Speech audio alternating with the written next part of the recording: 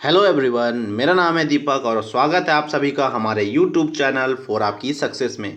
आज का जो वीडियो है यह बहुत ही इम्पॉर्टेंट वीडियो है। इनफैक्ट मैं ये कहूँ कि 2020 में मेरे द्वारा बनाया गया यह सबसे इम्पॉर्टेंट वीडियो होने वाला है।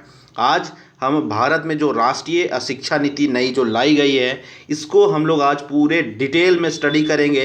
अगर आप एक स्टूडेंट है, कंपटीशन की तैयारी कर रहे हैं तो ये वीडियो आपके लिए इम्पोर्टेंट है। अगर आप गार्जियन माता पिता हैं तो ये वीडियो आपके लिए है। अगर आपके छोटे भाई बहन हैं तो ये वीडियो आपके लिए है। अगर आपके घर में छोटे छोटे बच्चे हैं तो ये वीडियो आपके लिए है। अगर आप किसी भी तरह से पढ़ाई या शिक्षा के क्षेत्र से जुड़े हुए हैं तो ये वीडियो आपके लिए सुपर इम्पॉर्टेंट है। इसमें पूरे हम एजुकेशन व्यवस्था को जो बदली गई है, बदलने की जो बात कही जा रही है, उसको पूरे तरीके से पूरा उसका पोस्टमार्टम करेंगे।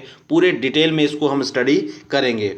तो देखिए, जो नया शिक्षा व्यवस्था लाया जा रहा है ये भारत में आप एक समझ सकते हैं कि भारत की पूरी व्यवस्था का गेम चेंजर बनने वाला है।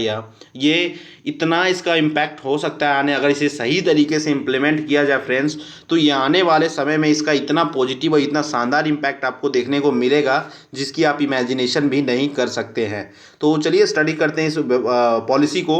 देखिए, यह 34 वर्ष के बाद ये बदला जा रहा है हमारे देश में। यह जो ये शिक्षा व्यवस्था है इसको 34 वर्ष बाद बदलने की बात की गई है और इसे बदला जा रहा है। भारत में बात करें तो सिर्फ 3 बार ही शिक्षा व्यवस्था को आज तक बदला गया है।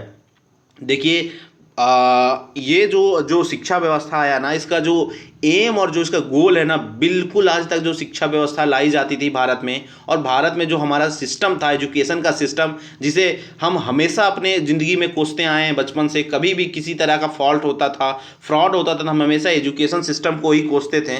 आज शायद आप इस जो शिक्षा नीति है ये देखने के बाद आपको शायद एक आशा की किरण नज़र आएगी कि हमारे देश की भी जो है व्यवस्था बदलने वाली है। हम भी यूरोप और अमेरिका के जो है शिक्षा व्यवस्था, उनके जैसे ह्यूमन रिसोर्स को पैदा आप कर सकेंगे, प्रोड्यूस कर सकेंगे। समझते हैं सबसे पहले इसको। देखिए, ये चर्चा में क्यों है, तो मैंने जैसे बताया कि हाल ही में केंद्र सरकार ने राष्ट्रीय शिक्षा नीति 2020 नेशनल एजुकेशन पॉलिसी 2020 को मंजूरी दी है। नई शिक्षा नीति 34 वर्ष पुरानी राष्ट्रीय शिक्षा नीति 1986 को जो है वो प्रतिस्थापित करेगी, यानी कि उसको जो है रिप्लेस या करेगी। देखिए, ये वीडियो आप बिल्कुल शुरू से अंत तक देखें। आप किसी भी रूप से शिक्षा से जुड़े हैं, आप स्टूडेंट हैं, तो आपके लिए कई क्वेश्चंस इससे निकलने वाले ही। आपके आने वाले कई वर्षों तक जो है सवाल इस टॉपिक से निकल निकल के आपको देखने को मिलेंगे। इसलिए ये टॉपिक बहुत अच्छे से आप कवर करके रखिए। बहुत ही हॉट टॉपिक है और आने वाले कई कंपटीशन एग्जाम में इसे क्वेश्चन देखने को मिलेंगे। साथ ही साथ अगर आप गार्जियन हैं, अगर आपके घर में किसी भी प्रकार के छोटे बच्चे हैं, तो आपको ये जो टॉपिक है बिल्कुल अच्छे से कवर होना चाहिए।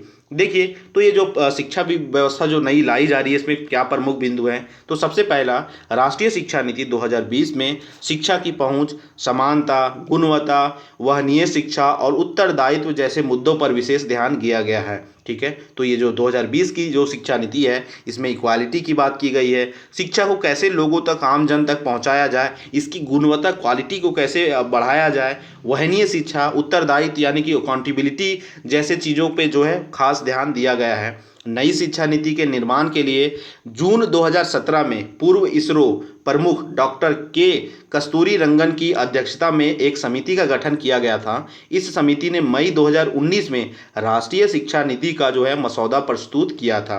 तो ये आपके लिए इम्पॉर्टेंट है कि इसके चेयरमैन, इसका मसौदा जो ड्राफ्ट इसको किया गया था तो किसके चेयरमैनशिप में किया गया था।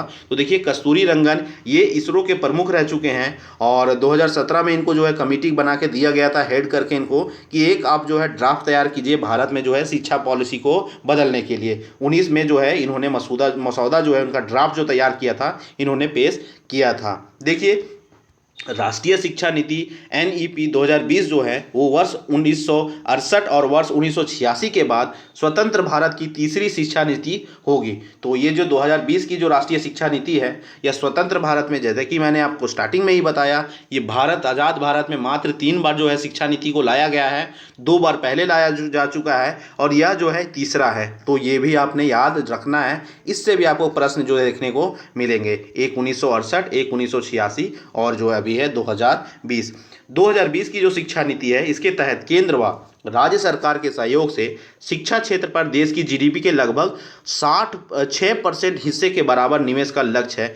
ये बहुत ही बड़ा इन्वेस्टमेंट है। 6% अपनी जीडीपी का अगर एजुकेशन में हम इन्वेस्ट अगर करते हैं और अगर इसे इम्प्लीमेंट प्रॉपर तरीके से किया जाता है तो आप मेरा भरोसा रखिए पूरे के पूरे यूरोप भी हमें टक्कर देने के लिए नहीं टिकेंगे हमारे सामने। इतनी ज़बरदस्त ह्यूमन रिसोर्स है हिंदुस्तान में। 150 करोड़ की आबादी वाली देश है। 150 करोड़ की आबादी, अगर सही से यहाँ पे ह्यूमन रिसोर्स, मानव संसाधन जिसे हम कहते हैं, वो अगर सही से यहाँ पे जनरेट किया जाए तो पूरे दुनिया को हम घुमा सकते हैं, नचा सकते हैं।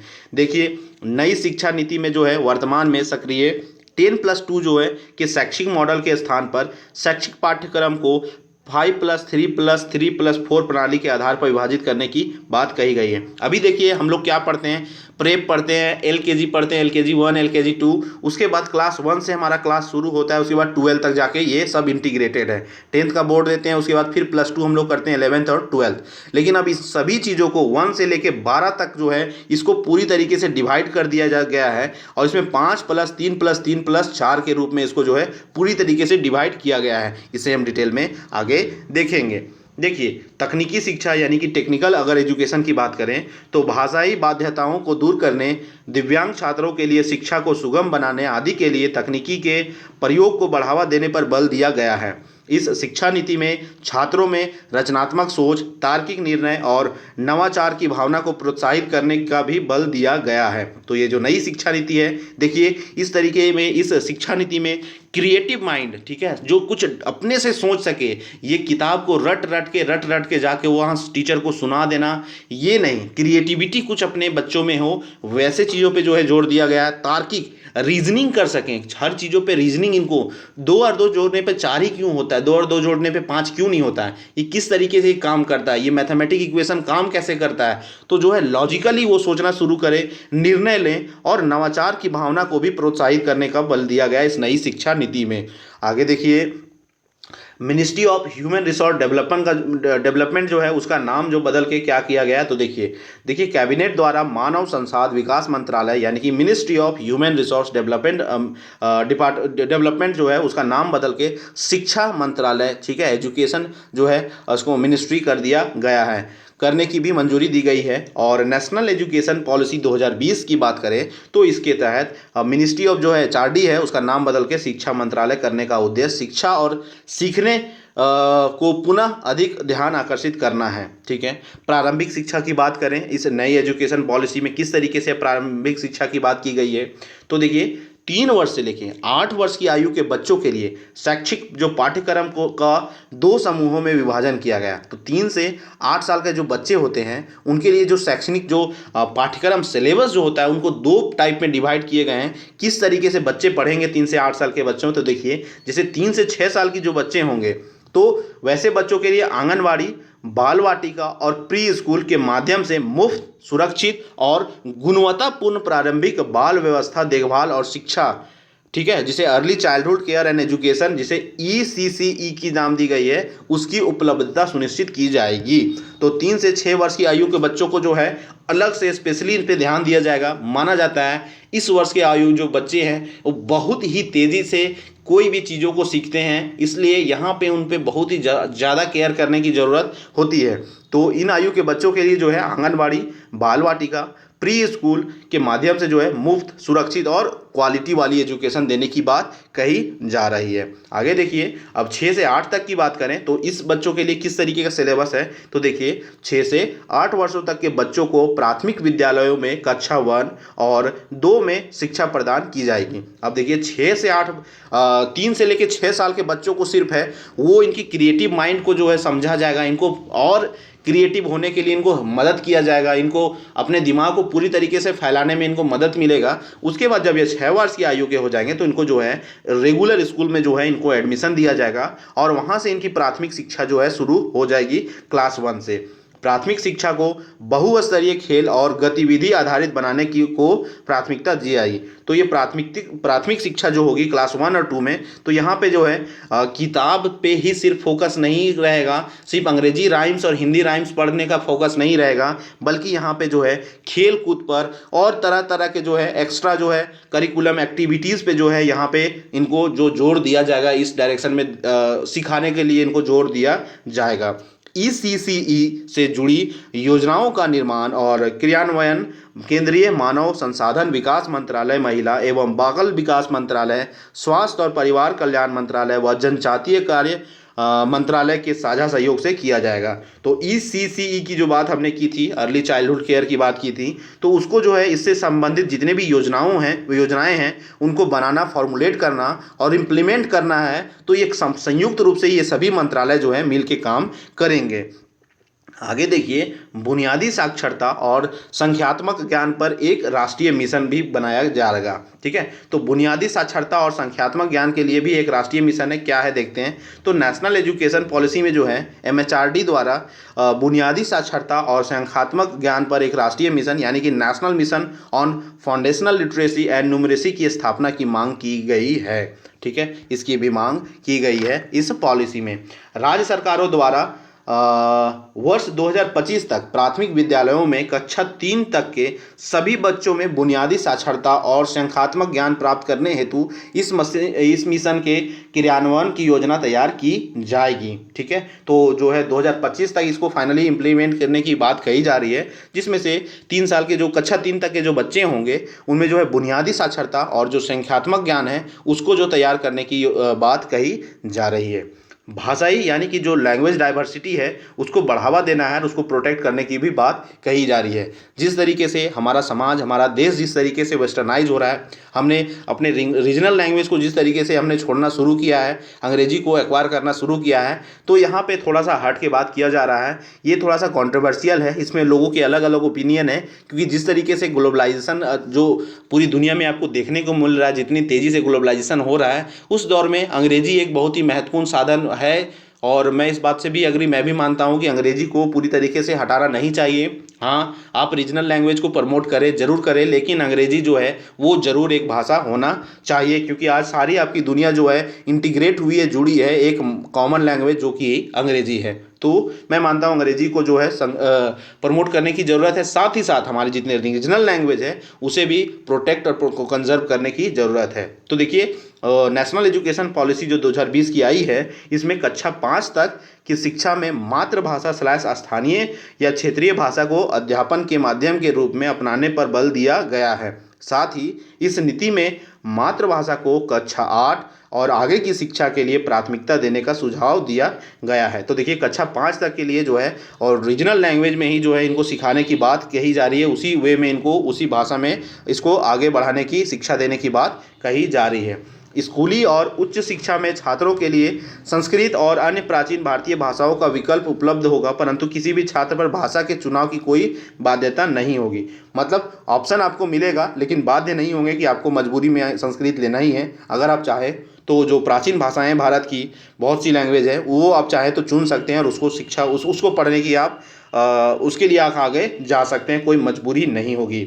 बाधिर छात्रों के लिए राष्ट्रीय और राज्य स्तर पर पाठ्यक्रम सामग्री विकसित की जाएगी तथा भारतीय संकेत भाषा यानी कि इंडियन साइन लैंग्वेज को पूरे देश में मानकीकृत किया जाएगा। यानी कि जो बाधिर छात्र होते हैं, जिनके जो देख नहीं पाते, उनके लिए भी ये प्रोग्राम जो है बात कही गई है, इसे भी इम्प्लीमेंट करने की। नेशनल एजुकेशन पॉलिसी 2020 के तहत भारतीय भाषाओं के संरक्षण और विकास के लिए एक भारतीय अनुवाद और व्याख्या संस्थान यानी कि Indian Institute of Translation and Interpretation IITI Farsi, Pali और प्राकृत के लिए राष्ट्रीय संस्थान या National Institute of for Pali, Persian and Prakrit स्थापित करने के साथ उच्च शिक्षण संस्थानों में भाषा विभाग को मजबूत बनाने एवं उच्च शिक्षण संस्थानों में अध्यापन के माध्यम से रूप में मातृभाषा / स्थानीय भाषा को बढ़ावा दिए जाने का सुझाव दिया गया है। तो देखिए, इन सब भाषाओं को भी जो है प्रमोट करने की बात कही जा रही है। इसको सपोर्ट किया जाएगा सरकार के द्वारा। वो अलग अलग विभाग बनाएगी, अलग अलग जो है इंस्टीट्यूट का गठन करेगी इसमें रिसर्च करने के लिए, इसके डेवलपमेंट के लिए, इसके इम्प्लीमेंटेशन के लिए। तो जो है इन पे भी जो जोर दिया जा रहा है नए एजुकेशन पॉलिसी में। देखिए ये पॉलिसी जो है गेम चेंजर हो सकती है भारत के इतिहास के लिए और भारत के फ्यूचर के लिए, भारत के प्रेजेंट के लिए। तो इसे बहुत ही अच्छे से सरकारों को इम्प्लीमेंट करना चाहिए। लेकिन देखते हैं आगे किस तरीके से देखने को हमें मिलता है। नेशनल एजुकेशन पॉलिसी है, देखिए आप एक बार जान जाइए, ये जो पॉलिसी है ना, ये इस तरीके का पॉलिसी है कि समझ लीजिए आप कि आप एक साइड फिजिक्स पढ़ रहे हैं और एक साइड पॉलिटिकल साइंस पढ़ रहे हैं, एक साइड आप केमिस्ट्री पढ़ रहे हैं और दूसरे साइड आप हिस्ट्री पढ़ रहे हैं, एक साइड बायोलॉजी पढ़ रहे हैं और दूसरे साइड सोशोलॉजी पढ़ रहे हैं। मतलब अब जो है क्लियर डिमार्केशन जो हुआ करता था पहले, आर्ट्स वाले जो हिस्ट्री कॉमर्स वाले से झगड़ते थे, कॉमर्स वालों साइंस से झगड़ते थे, सब एक दूसरे से ऊपर नीचे होते रहते थे, वो मैं अच्छा हूँ, मैं अच्छा हूँ। तो तरह तरह की जो डिबेट होती रहती थी जो, और साइंस का बच्चा जो है वो हमेशा इंजीनियरिंग की तैयारी करता था, इंजीनियरिंग करता था, इंजीनियर बनने के बाद मुखर्जी नगर में जाके वो आईएएस की तैयारी करता था, हिस्ट्री पढ़ने लगता था। तो सारा रिसोर्स जितने भी उसने नॉलेज अभी तक एक्वायर करा था अपने ज़िंदगी में, उसका कोई वेस्ट नहीं हो जाता, वो सारा का सारा वेस्ट हो जाता था। ठीक है, उसका कोई वैल्यू नहीं होता था, वो वेस्ट हो जाता था। तो ये सभी जो हर्डल्स हमारे एजुकेशन सिस्टम में थे वो बिल्कुल भी सही नहीं था। हमेशा हमें लगता था कि कुछ ना कुछ जो है एजुकेशन सिस्टम में बदलाव होना चाहिए, और फाइनली ये आप जो देख रहे हैं ये सही में हमारे भारत में जो है गेम चेंजर हो सकता है। देखते हैं आगे इसमें क्या है। तो देखिए नेशनल एजुकेशन पॉलिसी 2020 में एक ऐसे पाठ्यक्रम और अध्यापन प्रणाली विधि के विकास पर बल दिया गया है जिसके तहत पाठ्यक्रम के बोझ को कम करते हुए छात्रों में 21वीं सदी के कौशल के विकास, अनुभव आधारित शिक्षण और तार्किक चिंतन को प्रोत्साहित करने का विशेष ध्यान दिया गया। देखिए पूरे वेस्टर्न कंट्रीज जितनी भी है, यूरोपियन कंट्रीज और अमेरिका, ये सभी देश में जो है ना इसी पे बल दिया जाता है सबसे मैक्सिमम। ठीक है, कौशल जो है आपका विकास, कौशल विकास होना चाहिए। ठीक है, उसके बाद अनुभव आधारित शिक्षण होना चाहिए, उसके बाद तार्किक चिंतन होना चाहिए। ये सभी सबसे इंपॉर्टेंट पार्ट होता है किसी भी ह्यूमन डेवलपमेंट का। लेकिन हमारे जो एजुकेशन सिस्टम है कभी पे इस चीज़ पे जोर नहीं दिया जाता था। रटना है, रट के नंबर लाना है और बड़े कॉलेज में एडमिशन लेना है, फिर वहाँ भी रटना है, रट के नंबर ज़्यादा लाना है, फिर नौकरी लेना है। मतलब कहीं भी जो है एक इंसान का रेगुलर सही डेवलपमेंट हो ही नहीं पाता था, क्रिएटिविटी उसका कभी भी बाहर नहीं निकल पाता था। तो ये कहीं ना कहीं हमारे लिए जो है पॉजिटिव होगा हमारे देश के लिए। इस नीति में प्रस्तावित सुधारों के अनुसार के कला और विज्ञान, व्यावसायिक तथा शैक्षणिक विषयों एवं पाठ्यक्रम व पाठ्येतर गतिविधियों के बीच बहुत अधिक अंतर नहीं होगा। ठीक है, और कक्षा 6 से ही शैक्षिक पाठ्यक्रम में व्यावसायिक शिक्षा को शामिल कर दिया जाएगा। इसमें इंटर्नशिप की व्यवस्था भी दी जाएगी। देखिए इंटर्नशिप कितनी बेनिफिशियल होगी, लोग प्रैक्टिकली ज़मीन पे जाके सीख पाएंगे। आज एक इंजीनियर बन जाता है, लेकिन अगर आप उससे एक छोटा सा किसी इलेक्ट्रिकल काम करने को बोलेंगे तो मैं लिख के देता हूँ 90% इंजीनियर्स काम नहीं कर पाएंगे। ठीक है, इस तरीके का व्यवस्था है, इनकी कोई गलती नहीं, ये हमारे एजुकेशन सिस्टम की ही फॉल्ट है कि आज इस तरीके से जो लोग हो चुके हैं। तो ये जो है कहीं ना कहीं ये इंटर्नशिप जो है और ये कमर्शियल एजुकेशन जो है, व्यावसायिक शिक्षा है, ये कहीं ना कहीं देश से बेरोजगारी दूर करेगी। लोग ज़्यादा से ज़्यादा टेक्निकल नॉलेज रहेगा, कुछ भी कर सकते हैं, लोग रोजगार जनरेट कर सकते हैं रोज, और उन्हें जो है बेरोजगारी उतना अधिक झेलना नहीं पड़ेगा। तो ये बहुत ही अच्छा है हमारे देश के लिए। आगे देखिए, राष्ट्रीय शैक्षिक अनुसंधान और प्रशिक्षण परिषद यानी कि national council of education research and training NCERT द्वारा स्कूली शिक्षा के लिए राष्ट्रीय पाठ्यक्रम रूपरेखा, national curriculum framework for social education NCFSE 2020-21 तैयार की जाएगी। तो जो है सिलेबस की बात करें और शैक्षणिक अनुसंधान एनसीईआरटी के द्वारा जो स्कूली शिक्षा के लिए जो पाठ्यक्रम तैयार किया जाता था वो जो है इसके द्वारा तैयार किया जाएगा। आगे देखिए, राष्ट्रीय शिक्षा नीति 2020 के अकॉर्डिंग छात्रों के सीखने की प्रगति की बेहतर जानकारी हेतु नियमित और रचनात्मक आकलन प्रणाली को अपनाने का सुझाव दिया गया है। साथ ही इसमें विश्लेषण तथा तार्किक क्षमता एवं सैद्धांतिक स्पष्टता के आकलन को प्राथमिकता देने का सुझाव भी दिया गया है। ठीक है, आगे देखिए, कक्षा 3 से लेकर कक्षा 5 और 8 के स्तर पर स्कूली परीक्षाओं में भाग लेंगे जिन्हें उपयुक्त प्राधिकरण द्वारा संचालित किया जाएगा। ठीक है, तो 3, 5, 8 के स्तर पे जो है वो एग्जामिनेशन में ये जो है पार्टिसिपेट करेंगे। उसको जो है ये ट्रिब्यूनल, सही ट्रिब्यूनल के द्वारा इसको जो है ऑपरेट किया जाएगा, किस तरीके से इन एग्जामिनेशन को कंडक्ट करवाया जाए। छात्रों के समग्र विकास के लक्ष्य को ध्यान में रखते हुए कक्षा 10 और कक्षा 12 की परीक्षाओं में बदलाव किए जाएंगे।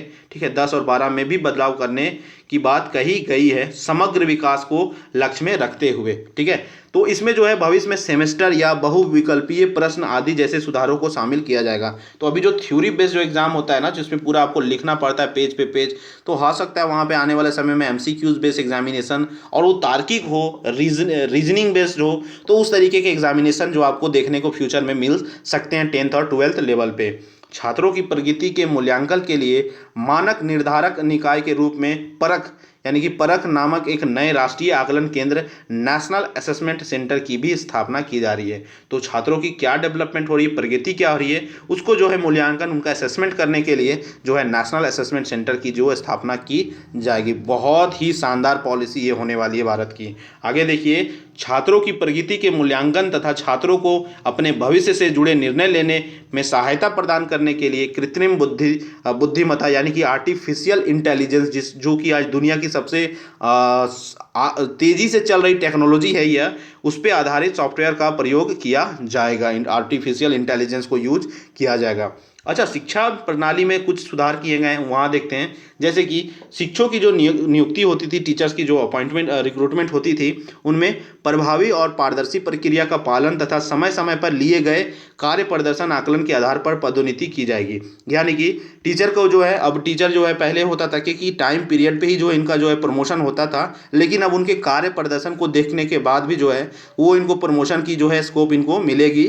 और साथ ही साथ इनका जो सिलेक्शन है, रिक्रूटमेंट जो किया जाता था, ये बहुत ही ट्रांसपेरेंट प्रक्रिया से होगी। आगे देखिए, राष्ट्रीय अध्यापक शिक्षा परिषद वर्ष 2022 तक शिक्षकों के लिए राष्ट्रीय व्यावसायिक मानक यानी कि national professional standard for teacher NPST का विकास किया जाएगा। ठीक है, तो टीचरों के जो है उसके टीचरों के लिए राष्ट्रीय व्यवसायिक यानी कि राष्ट्रीय जो है प्रोफेशनल स्टैंडर्ड के लिए इस ऑर्गेनाइजेशन का गठन किया जाएगा। राष्ट्रीय अध्यापक शिक्षा परिषद यानी कि द्वारा जो है एनसीईआरटी के परामर्श के आधार पर अध्यापक शिक्षा हेतु राष्ट्रीय पाठ्यचर्या की रूपरेखा यानी कि national curriculum framework for teacher education का विकास भी किया जाएगा। ठीक है, तो जो है इन टीचर की जो क्या करिकुलम होने चाहिए, टीचर जो रिक्रूटमेंट जब होता है, इनकी जब पढ़ाई होती है टीचर्स की, तो इनको क्या पढ़ाया जाना चाहिए, उनके लिए भी एक नया जो है करिकुलम तैयार किया जाएगा। वर्ष 2030 तक अध्यापन के लिए न्यूनतम डिग्री योग्यता 4 वर्षीय एकीकृत बीएड डिग्री का होना अनिवार्य हो जाएगा। तो 2030 तक अगर बात करिए तो किसी भी अध्यापन के लिए अगर आप चाहते हैं, आप इसमें मतलब नौकरी लेना चाहते हैं, जॉब लेना चाहते हैं अध्यापन के क्षेत्र में, तो आपके पास कम से कम 4 वर्ष की एकीकृत बीएड की डिग्री जो है वो होनी चाहिए। ठीक है, बीएड की डिग्री। आगे देखते हैं उच्च शिक्षा में क्या बदलाव है। तो देखिए, उच्च शिक्षा में तो नेशनल एजुकेशन पॉलिसी 2020 के तहत उच्च शिक्षण संस्थानों में सकल नामांकन अनुपात यानी कि ग्रॉस इनरोलमेंट जो रेशियो है उसको 26.3% से बढ़ाकर 50% तक करने का लक्ष्य रखा गया है। इसके साथ ही देश के उच्च शिक्षण संस्थानों में 3.5 करोड़ नई सीटों को जोड़ा जाएगा। तो देखिए, उच्च शिक्षा की अगर बात करें तो 2020 की जो अभी बनी है राष्ट्रीय पॉलिसी, उसके तहत उच्च शिक्षण संस्थान जितने भी हैं उनमें जो है नामांकन का जो अनुपात है यानी कि ग्रोस इनरोलमेंट रेशियो है वो अभी 26% है। ठीक है, उसको बढ़ा के 50% तक करने का लक्ष्य रखा गया है। मतलब 50% जो रेशियो है 12th पास करने के बाद जो हायर डिग्री में एडमिशन जो लेते हैं, वो जो रेशियो है अभी 26% है, उसे 50% करने का जो लक्ष्य रखा गया है। साथ ही साथ 3.5 करोड़ नई सीटों को जोड़ा जाने का भी लक्ष्य है। नेशनल एजुकेशन पॉलिसी 2020 के तहत स्नातक पाठ्यक्रम में महत्वपूर्ण सुधार किया गया है। इसके तहत 3 या 4 वर्ष के स्नातक कार्यक्रम में छात्र कई स्तरों पर पाठ्यक्रम को छोड़ सकेंगे और उन्हें उसी से अनुरूप डिग्री या प्रमाण पत्र किया जाएगा। जैसे 1 वर्ष बाद सर्टिफिकेट, 2 वर्षों के बाद एडवांस डिप्लोमा, 3 वर्षों के बाद स्नातक की डिग्री, 4 वर्षों के बाद शोध के साथ स्नातक। देखिए कितना शानदार ये होने वाला है आपके लिए। अगर आप ग्रेजुएशन में हैं, 1 साल पढ़ने के बाद आपका मूड चेंज हो गया, नहीं पढ़ना है मुझे, मेरा मन नहीं कर रहा है, मुझे नहीं पढ़ना है, आप चाहे तो छोड़ सकते हैं, कोई प्रॉब्लम नहीं है। 1 साल के बाद फिर आके दोबारा ज्वाइन कर लीजिए, कोई दिक्कत नहीं, फिर से पढ़ाई शुरू कीजिए अगर आप। ठीक है, तो इसके साथ 3 या 4 वर्ष के जो स्नातक कार्यक्रम में छात्र कई स्तर पर पाठ्यक्रम को छोड़ सकेंगे। ठीक है, आप कहीं भी जाके पार्ट 1 में, पार्ट 2 में, पार्ट 3 में, पार्ट 4 में, बहुत जगह पे आपको छोड़ने की अनुमति रहेगी और उन्हें उसी अनुरूप डिग्री या प्रमाण पत्र दिया जाएगा। अगर आपने 2 साल करके छोड़ दिया है, जैसे अगर 1 साल आपने जो है डिग्री की पार्ट 1 का अपने पढ़ाई जो करा है, ग्रेजुएशन में पार्ट 1 आपने करा है, उसके बाद आपने छोड़ दिया तो आपको एक सर्टिफिकेट मिलेगा 1 वर्ष का। 2 वर्ष में आपने अगर छोड़ा है तो आपको 2 वर्ष का एडवांस डिप्लोमा का सर्टिफिकेट मिलेगा। 3 वर्ष के बाद छोड़ा है तो आपको स्नातक डिग्री मिलेगी और 4 वर्षों के बाद आपको शोध के साथ स्नातक की डिग्री भी मिलेगी। यानी कि 4 वर्ष की जो ग्रेजुएशन होगी आपकी, 4 वर्ष में आप चारों साल चाहे तो छोड़ सकते हैं और आपका वेस्ट नहीं होगा। आपको हर स्टेज पे एक नई डिग्री के साथ आपको भेजा जाएगा। अगर एक ही साल आप पढ़ के छोड़ना चाहते हैं ग्रेजुएशन, सिर्फ आप 1 साल पढ़िए, कोई प्रॉब्लम नहीं है, आप 1 साल के भी ग्रेजुएट होंगे। ठीक है, तो ये जो है सुविधा दी जा रही है, बहुत ही गेम चेंजर होगा। मैं बार बार कह रहा हूँ, बहुत ही शानदार पॉलिसी है ये, आप सभी लोग अच्छे से इसको समझ लें। विभिन्न उच्च शिक्षण संस्थानों में से प्राप्त अंकों या क्रेडिट को डिजिटल रूप में सुरक्षित रखने के लिए एक एकेडमिक बैंक ऑफ क्रेडिट, ठीक है, को दिया जाएगा, जिसे अलग अलग संस्थानों में छात्रों के प्रदर्शन के आधार पर उन्हें डिग्री प्रदान की जा सकेगी। देखिए, अब डिजिटलाइजेशन आपको सब कुछ पता है, अभी आप भी जो ये मेरी वीडियो देख रहे हैं, अभी कहीं ना कहीं डिजिटल के ही हिस्सा है, डिजिटल पार्ट के ही हिस्सा है कि आप किसी क्लासरूम में जाके बोर्ड पे आप नहीं देख रहे हैं, ये वीडियो को आप लाइव अपने मोबाइल पे देख रहे हैं। तो डिजिटलाइजेशन तो बहुत तेज़ी से फैल रही है। तो यहाँ पे भी देखिए कि बहुत सारे शिक्षण संस्थानों में जो आप अंक प्राप्त करेंगे उसको क्रेडिट को डिजिटल रूप में सुरक्षित रखा जाएगा। ठीक है, उसके लिए एकेडमिक बैंक ऑफ क्रेडिट बनाया जाएगा और इसमें जो है असेसमेंट करने के बाद आपको उन्हीं के आधार पर डिग्री भी दी जाएगी। आगे देखिए कि नई शिक्षा नीति के तहत एमफिल कार्यक्रम को समाप्त किया जाएगा। ये बिल्कुल करना चाहिए था, वेस्ट था ये एक्चुअली। ये जो आपका कहते हैं ना जमा होता था डिग्री, ये भी एक तरीके से सिर्फ डिग्री जमा होता था, बहुत यूजफुल कुछ था नहीं ये।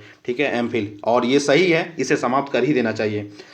भारत उच्च शिक्षा आयोग, अब देखते हैं क्या है कि देखिए चिकित्सा और एवं कानूनी शिक्षा को छोड़कर, ये 2 शिक्षा जो है चिकित्सा और कानूनी, इसको छोड़ के पूरे उच्च शिक्षा क्षेत्र के लिए एक एकल निकाय के रूप में भारत उच्च शिक्षा आयोग यानी कि higher education commission of India HECI का गठन किया जाएगा। ठीक है, एकदम सिंगली जो है ये ऑपरेट होगा। ठीक है, और ये इंटीग्रेट सभी तरीके के जो एजुकेशन होंगे, अलग अलग कोर्सेस होते हैं, इंजीनियरिंग हो या और फील्ड के जो आर्ट्स हो, कॉमर्स हो, सबको ये ऑपरेट अकेले ये करेगा Higher Educational Commission of India HECI के कार्यों के प्रभावी और पारदर्शितापूर्ण निष्पादन के लिए 4 संस्थानों निकायों का निर्धारण किया जाएगा। तो ये जो है अपने काम को बहुत ही जो ट्रांसपेरेंटली कर सके, अच्छे से इम्प्लीमेंट कर सके, उसके लिए 4 जो है संस्थान और निकायों का निर्धारण किया जाएगा। देखते हैं, जैसे विनियमन हेतु राष्ट्रीय उच्चतर शिक्षा नियामकीय परिषद यानी कि national higher education regulatory council एक बनेगी। ठीक है, ये उसके अंडर काम करेगी। दूसरा है GEC जनरल एजुकेशन मानक, ये काम करेगी। तीसरा हायर एजुकेशन ग्रांट काउंसिल यानी कि HEGC, ये काम करेगी। और चौथा जो है नेशनल एक्रीडिटेशन काउंसिल NAC। तो ये 4 जो है ये ऑपरेट करेगी किसके अंडर, तो ये सभी हेकी के अंदर ऑपरेट करेंगी और सभी को यूनिफाइड रखने में, ये जो है इंटीग्रेट करने में मदद करेंगे। महाविद्यालयों की संबंध में बात करें तो 15 वर्षों में समाप्त हो जाएगी इनकी संबद्धता और उन्हें क्रमिक स्वायत्तता प्रदान करने के लिए एक चरणबद्ध प्रणाली की स्थापना की जा रही है। तो जो है इनकी जो संबद्धता जो है वो 15 वर्षों में अभी से ख़त्म हो जाएगी, धीरे धीरे इसे ख़त्म किया जाएगा। उसके बाद इनको जो है क्रमिक या धीरे धीरे इनको स्वायत्तता ऑटोनोमस प्रदान किया जाएगा और उसके लिए जो है एक चरणबद्ध प्रणाली की जो भी सेटअप की जाएगी।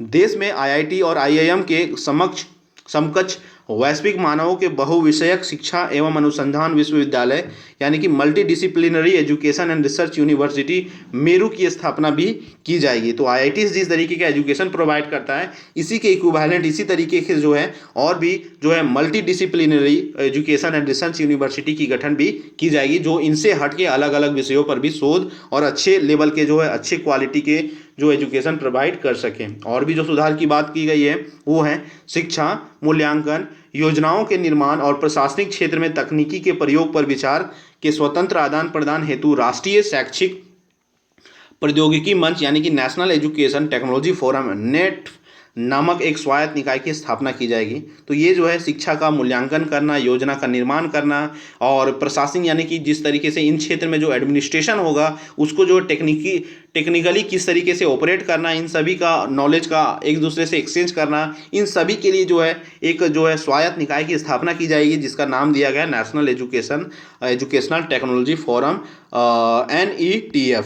तो फ्रेंड्स ये था जो पूरे आपका जो है नई जो शिक्षा नीति बनाई गई है, भारत की नई राष्ट्रीय शिक्षा नीति, जो कि भारत की पूरी रीढ़ चेंज कर सकती है, एक मजबूत रीढ़ भारत को दे सकती है। हम सिर्फ अपने देश ही नहीं पूरे यूरोप में लीड कर सकते हैं। जितना भारत के पास ह्यूमन रिसोर्स है, मानव संसाधन है, इतना शानदार मानव संसाधन है भारत का, भारत में इतने तेज माइंड के लोग पैदा होते हैं, अगर इसे सही से यूज किया जाए तो पूरी दुनिया को हम नचा सकते हैं। और ये एजुकेशन व्यवस्था जिसे जो ड्राफ्ट में आपको दिखाई दे रहा है, जिसको मैंने अभी ऊपर से नीचे तक आपको एक एक पॉइंट को अच्छे से समझाया, अगर इसे सही से इम्प्लीमेंट किया जाए तो ये एक गेम चेंजर होने वाला है भारत में, भारत के शिक्षा व्यवस्था में, भारत के पूरे कह सकते हैं पूरे भारत में एक गेम चेंजर बनने वाला है। लेकिन यहाँ पे बहुत सारे अभी हर्डल्स आपको देखने को पड़ेंगे, इनको इम्प्लीमेंट करने में बहुत सारे हर्डल्स देखने को मिलेंगे। सबसे पहले इंफ्रास्ट्रक्चर देखने को मिलेगा आपको कमी, स्टेट जो अड़ंगा लगाएगा वो लोकल लेवल पे अभी देखने को मिलेगा। तो बहुत सारे हर्डल्स आपको देखने को मिलेंगे। अगर सरकार इन हर्डल्स को पार करके अगर सही तरीके से इसे राज्य और केंद्र मिल के इम्प्लीमेंट करती है, क्योंकि शिक्षा एक जो है समवर्ती सूची का हिस्सा है, तो अगर इसे मिल के राज्य और केंद्र सरकार सही तरीके से इसे इम्प्लीमेंट करती है तो ये आपके हमारे पूरे भारत के जो है भविष्य के लिए बहुत ही शानदार होगा। तो फ्रेंड्स ये था पूरे नई जो राष्ट्रीय शिक्षा नीति 2020 का पूरा विश्लेषण। आशा करते हैं ये वीडियो आपको बहुत अच्छा लगा। आप कमेंट करके हमें ज़रूर बताएं और साथ ही साथ आपके घर में जितने भी फैमिली मेम्बर्स जुड़े हैं इस शिक्षा से, उन सभी को ये वीडियो ज़रूर दिखाएं और ज़रूर उनके साथ ये वीडियो को शेयर करें। ये सभी के जानने की जानकारी है। तो वीडियो देखने के लिए आपका धन्यवाद। जय हिंद।